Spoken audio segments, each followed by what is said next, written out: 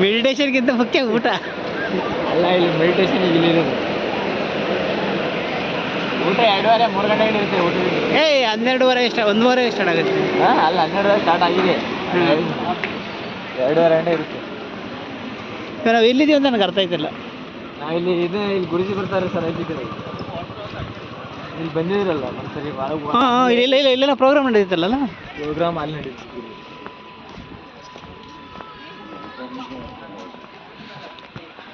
बरोबर 1 तास आहे ना.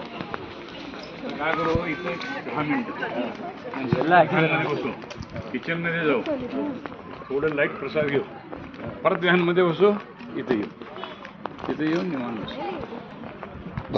ಹ್ಞೂ, ಈಗ ಅರ್ಥ ಆಯ್ತು. ಒಳಗೆ ಹೋಗ್ಬೇಕು ಸರ್.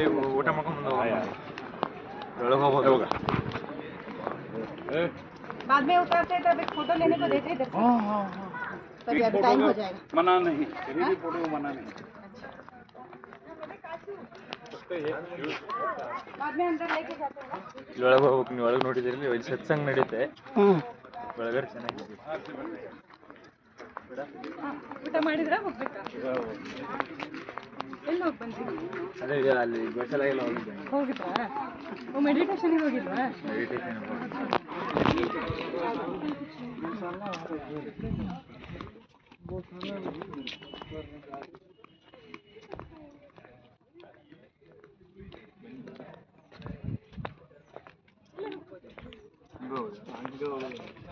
ಇಲ್ಲಿ ಹೋಗ್ಬೋದು, ನಡ್ಕೊಂಡು ಹೋಗ್ಬೋದು.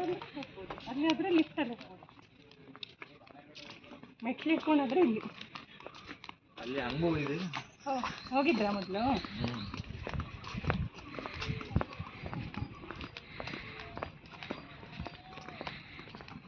ಶನಿವಾರ ಭಾನುವಾರ ತುಂಬ ಜನ ಇರ್ತಾರೆ. ಪ್ರತಿ ವೀಕೆಂಡ್ ಫೋಕಸ್ ಆಗುತ್ತಲ್ಲ, ಸೊ ಸಾಯಂಕಾಲ ಆದರೂ ಈಗ ತುಂಬ ಜನ ಇರ್ತಾರೆ. ಇಲ್ಲಿ ಏನು ಮಾಡ್ತಾರೆ ಮೇಡಮ್? ಧ್ಯಾನ ಎಲ್ಲ ಫೋಕಸ್ ಎಲ್ಲ ಮಾಡ್ತಾರೆ.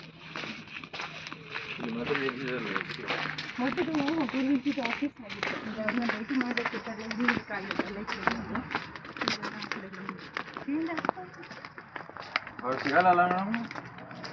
ಅವ್ರನ್ನ ಭೇಟಿ ಆಗಬೇಕಂದ್ರೆ ಆನ್ಲೈನಲ್ಲೆಲ್ಲ ರಿಜಿಸ್ಟರ್ ಮಾಡಿದ್ರೆ ಅವ್ರು ಈ ಕಡೆ ಇಲ್ಲಿರೋ ಟೈಮಲ್ಲಿ ಅಪಾಯಿಂಟ್ಮೆಂಟ್ ಬುಕ್ ಮಾಡಿಕೊಂಡು ಬರ್ಬೋದು. ಮಾತಾಡಬೇಕು ಎಷ್ಟು ಕೊಡಲಿ ಅಂತ.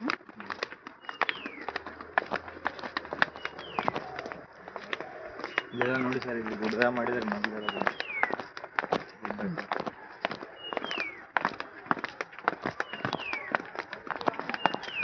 ಎಲ್ಲಿಂದ ಬಂದಿದ್ದಾರೆ?